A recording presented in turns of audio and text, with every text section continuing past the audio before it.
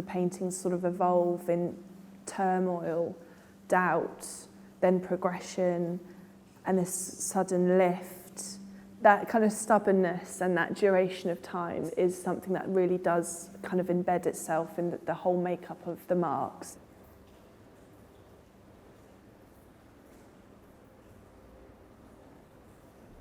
The mood you're in is so evident in the mark you make. So it's almost as if, you know, you have to be all nonchalant. If you want a relaxed, nonchalant painting, you've got to pretend you are. And then it shows off anyway that you're not. You can't really hide anything. And in a way, I think it's important with painting that you do expose as much as possible, but it's very tricky. Sometimes you want to just conceal everything, you know, hide those very poignant moments. The good paintings, I feel like you don't, you let it be. During this year, I think my paintings had these moments where they became heavily laboured. There was a lot going on and there was a lot of involvement. And I'd look at painters who kept it very fresh. I mean, Howard Hodgkin, there's something very revealing about the way he leaves a mark just unedited. Recently, I've been revisiting his paintings because of the freshness and that idea of the first mark. I think there's something to be learnt from painters who are much more playful and naive with the way they make paintings. There's something that I was really curious about, and that was, how does the line sort of act, what the line's doing, what it's depicting, and what is driving that line. And when you hit that place where everything's sort of fueled into that one mark and that one moment, I think it's when the mark transcends expectation. And I've kind of been really looking for that place with these paintings where I'm not directing too much, and it's more about being the observer and not having too much effect on how it should come out. Looking is what I'm mostly interested in. You can never look at something clearly, really. It always alters, and I'm always trying to be an outsider with the paintings and not look at it as if I made it.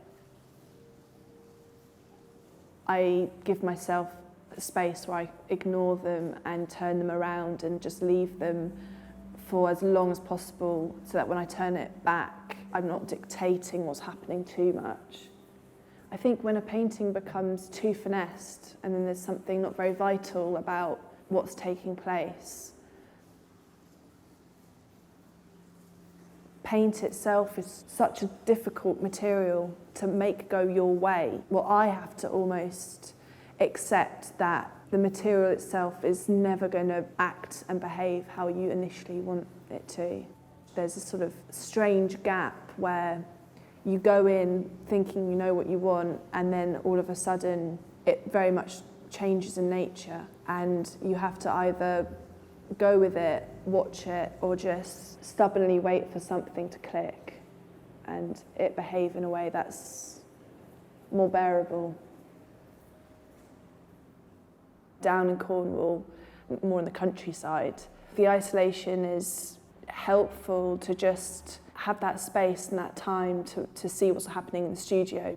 What I was really trying to do is familiarise myself with how significant doubt is, and stretching out that period of time that happens in the studio where things are not resolved, paintings are not sort of in a happy place, and seeing how long that I could deal with that environment, because there's that collapse and that point in my work where the paintings do sort of fail, and I have to almost revive the composition and the whole makeup of the painting.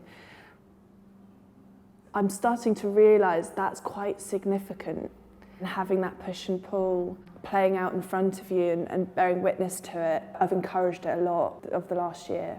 And I think even some paintings sort of almost remain within that restless moment, which is I always find quite fascinating.